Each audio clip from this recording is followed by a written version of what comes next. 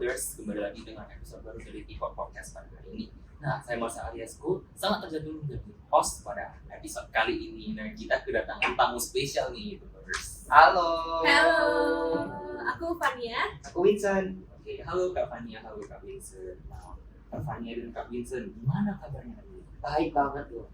Baik banget, kita happy banget nih Betul. dan jadi tamu di T-Pop Podcast. Waduh, happy banget dong pastinya. Nah, Kak Fania dan Kak Vincent nih udah berkuliah kan? Gimana sih kehidupan berkuliah menurut Kak Fania dan Kak Vincent?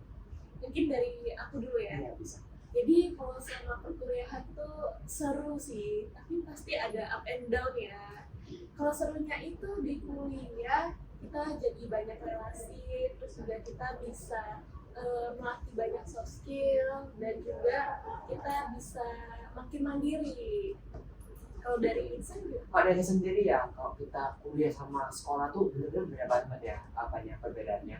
Jadi kita pas sekolah tuh kita dituntut untuk belajar, dituntut untuk ini, untuk itu. Tapi kalau di kuliah itu bener-bener harus mandiri by yourself ya. Jadi tapi di kuliah tuh enaknya opportunity itu banyak banget, jadi kamu bisa lakukan kegiatan selain akademik, non akademik juga bisa. Jadi menurutku itu sih perbedaannya. Jadi di kuliah itu pastinya kita jauh lebih mandiri ya. Kita Benar. jauh harus tahu sendiri semua yang kita lakukan Iya. dan tugas-tugas tidak ada yang bantu mengingatkan lagi ya. Iya. Kita pastinya harus ingat sendiri dong apa yang kita lakukan. Nah, menurut kan kita kan sebagai mahasiswa kan pasti punya banyak sekali tipe-tipe mahasiswa, pastinya beragam macam dong ya kan. Ada yang mahasiswa yang kupu-kupu dan ada mahasiswa yang kura-kura. Nah, menurut Kak Fani dan Kak Vincent nih, diri sendiri nih dicap sebagai mahasiswa apa sih? Mungkin bisa mulai dari saya dulu ya. Jadi aku tuh bukan tipikal orang yang kuliah rapat ya. Since aku baru semester 2, jadi belum bisa join organisasi. Tapi aku ada organisasi luar kampus sih, tapi itu memang benar-benar jadwalnya fleksibel. Jadi kadang aku kuliah rapat, kuliah pulang, terus kuliah nangkring. Jadi mungkin aku bisa bilang mahasiswa kurang-kurang. Kuliah Betul. kuliah nangkring. Iya, kalau bisa Kak Fani gimana? Kalau aku, kalau nggak salah di UPH ya, semester 3 itu udah bisa join organisasi. Nah aku tuh suka banget ikut organisasi. Jadi di UPH kan ada organisasi, ada program-programnya. Dan setiap program itu kita ada rapat-rapat gitu ya. Jadi aku tuh tipe kura-kura. Tapi kadang kalau nggak ada rapat ya langsung pulang. Cuma aku nggak nangkring sih. Aku lebih ke belajar hal baru pas di rumah. Tapi kupu-kupu pun nggak ada salahnya ya. Betul. Karena kita jadi bisa explore lebih yang luar. Kalau Kak Master mungkin gimana? Aduh, kalau aku bisa relate sama Kak Fania sih. Soalnya Kak Fania kan juga salah satu organisator di UPH ya. Iya. Nah, aku juga salah satu organisator di UPH. Hmm. Jadi aku juga bisa relate dengan kura-kuranya nih, kuliah rapat. Betul banget. Nah, jadi kan Kak Fania dan Kak Vincent ini sudah pasti pernah dong melalui jenjang SMA. Hmm. Perbedaan signifikan apa sih yang terasa waktu kuliah dan saat waktu SMA?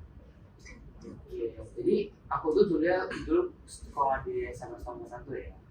Sama, aku juga di SMA 1. Oh iya serius? Iya, Kamu angkatan berapa?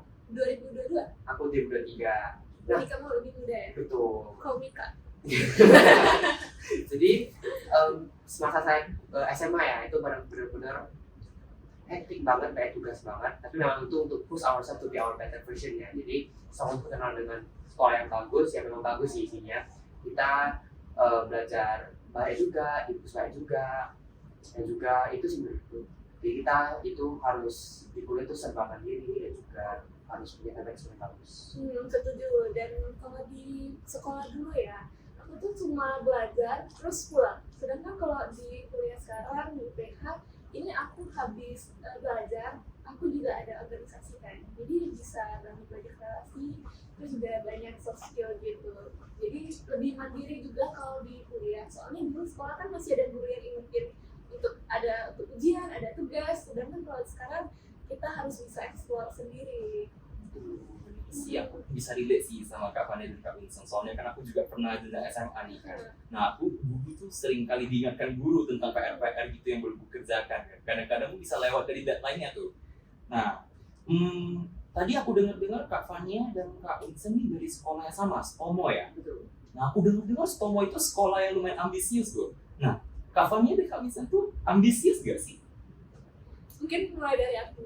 Kalau aku tuh dibilang ambisius tapi yang positif. Jadi aku pengen reach goal aku, tapi aku tetap jaga kesehatan mental dan juga balance social life aku.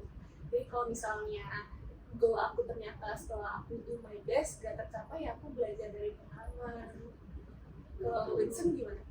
Mungkin aku bukan tipe yang ambisius banget ya, mungkin kuliah belajar nggak selalu gitu. Mungkin saya tipe orangnya yang lebih ke yang tak menunda tugas deh. Jadi aku tuh kalau misalnya ada tugas biasa aku langsung kerjain, tapi bukan yang ada tugas langsung kerja gitu, enggak. Jadi aku tuh ada jeda juga ya. Jadi ya mungkin bukan tipe orang ambisius, tapi orang yang nggak gitu pasti. Oke, jadi kan di perkuliahan ini banyak sekali tipe-tipe mahasiswa kan, beragam macam mahasiswa pastinya dong. Nah, menurut kalian nih, tipe ideal seorang mahasiswa itu seperti apa? Ya mungkin dari saya dulu ya. Jadi ideal saya mungkin lebih orang yang bisa berkomunikasi dengan baik juga ya, karena di perkuliahan itu pasti kamu harus membawa relasi, networking juga ya kan. Terus kita juga harus punya soft skill yang bagus itu untuk perkembangan diri sendiri kita. Mungkin dari Kak Fani? Oh, dari aku tipe ideal mahasiswa ya yang tadi aku bilang, tetap aktif tapi ya bisa menjaga keseimbangan antara social life dan juga kesehatan mentalnya. Jadi, menurut Kak Fania dan Kak Vincent ini kira-kira apa yang harus dimiliki oleh seorang mahasiswa?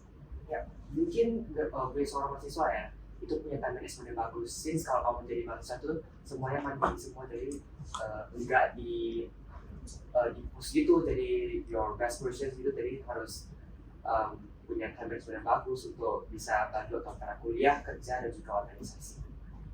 Kalau menurut aku sebagai mahasiswa, yang pastinya kita harus aktif dan kita juga harus keluar dari zona nyaman, dan masih kita harus mandiri. Dan benar kata Winston ya, time management itu penting. Awalnya aku juga nggak bisa time management, tapi setelah kuliah di sini ada diajarin soft skillnya dan jadi bisa time management. Jadi itu penting sih untuk menjadi seorang mahasiswa.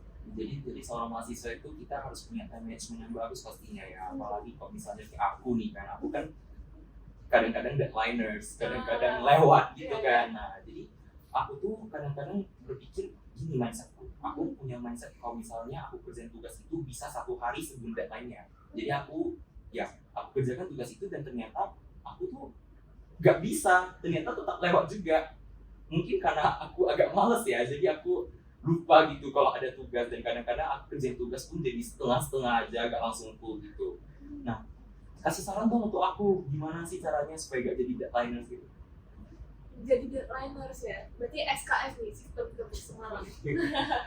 Kalau dari aku ya tadi semua, jadi kamu mungkin bisa prioritasin mana yang paling penting dulu, dan jangan udah mau waktunya baru kerjain. Kalau ada waktu luang ya bisa kerjain dulu yang paling penting. Mungkin kalau dari saya itu bisa set goals dulu ya. Mungkin kalau misalnya ada tugas nih, kita bisa bagiin satu persatu tugas yang mungkin paling mudah dibuat lah. Jadi mungkin kita sih ya, kita punya goals yang dan tujuan yang clear. Oke, thank you ya sarannya. Nanti aku bakal coba untuk menjadi seorang yang lebih bagus lagi time management ini. Nah, kalian kan ini anak-anak UPH yang menerima beasiswa dari UPH Medan. Nah, kasih tips dong untuk mendapatkan beasiswa dari UPH Medan ini.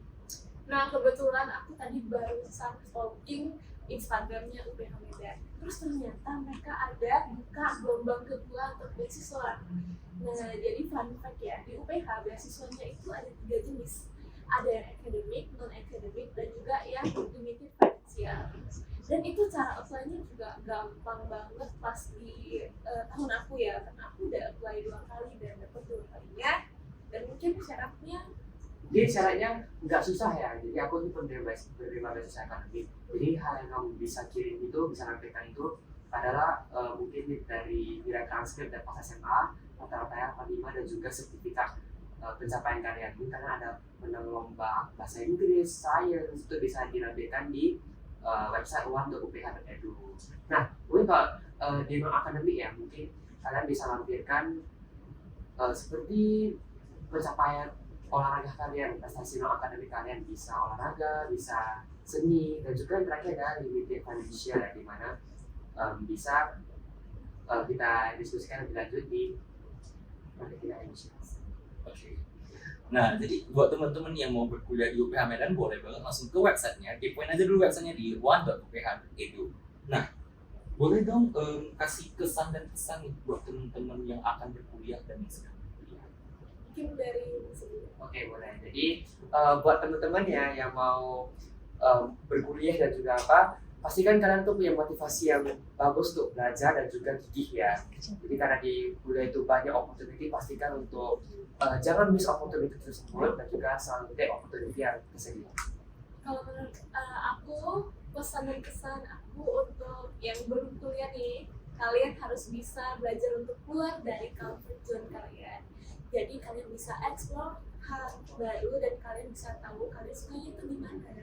Dan kalau untuk yang udah kuliah, kalian harus tetap semangat untuk proses belajarnya dan juga harus tetap jaga kesehatan mental. Dan juga yang paling penting ini, kuliah itu bukan hanya tentang akademis, tapi kalian bisa build relasi dan soft skill kalian. Betul banget.